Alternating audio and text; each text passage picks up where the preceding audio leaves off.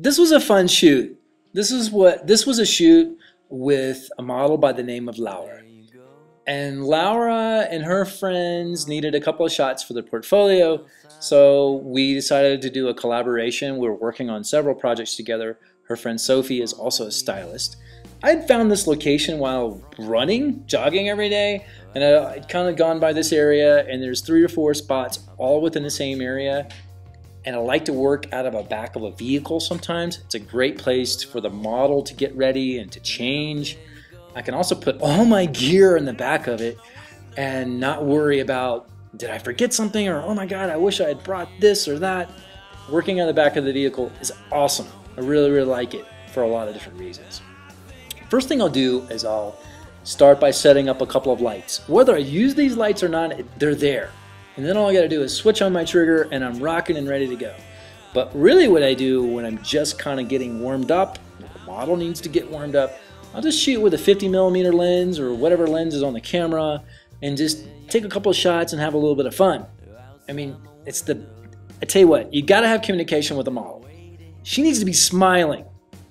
By the way, that 50mm lens, you gotta be really careful at 1.4 because those eyes aren't always in focus depending on the direction of the face. So having a little bit of fun, just goofing around, not worrying about the lighting, just shooting natural light, making sure that the eyes are in focus. Huge. What I'm focusing on with the spot meter. Just taking shots, not always the best shots at the very, very beginning. Sometimes it takes a little while. All right, time to break out a light. In this case, I'm actually shooting through a scrim. Scrims are great because you can use it for natural light, but you can also use it, shoot through it.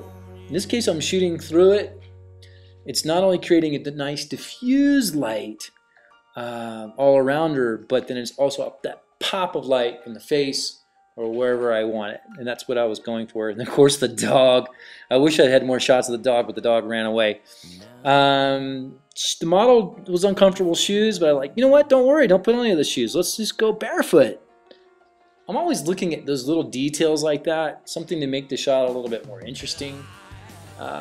Shooting through the scrim, if I'm not worried about where the light's falling off on, it's fantastic. It's great when you're working with assistant. It's just easy. So then I decided that I would break out the ring light.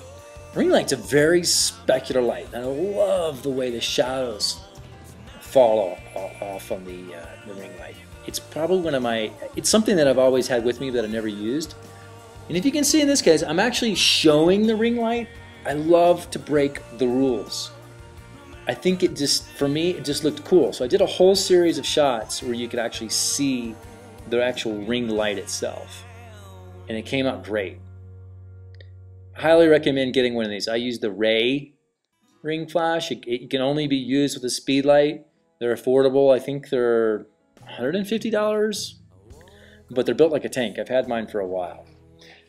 So then we decided that I saw this area that was kind of jungly looking and thought we would give it a shot and do some photos there. I knew that it was going to be a little bit busy or wasn't quite what I envisioned, but I went for it anyway.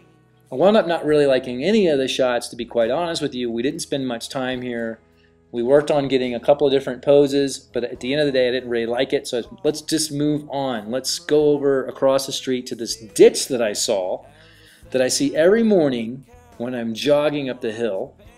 I see this ditch. And it really was difficult to get down into and get all the gear down there, but we managed to do that.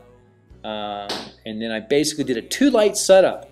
Just brought the 2-light setup, rim light, main light.